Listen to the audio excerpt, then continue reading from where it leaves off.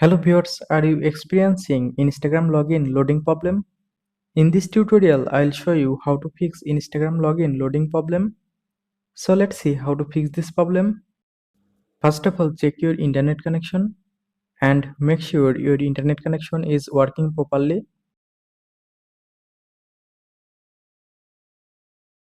After checking your internet connection, now go to Play Store and then tap on Search app.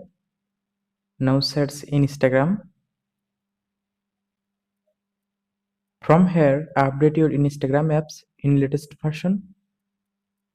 I have already updated my Instagram apps, and then find Instagram apps. Now long press on Instagram apps. Now open Instagram app info, just tap on I button or app info. Now go to storage option. Tap on storage.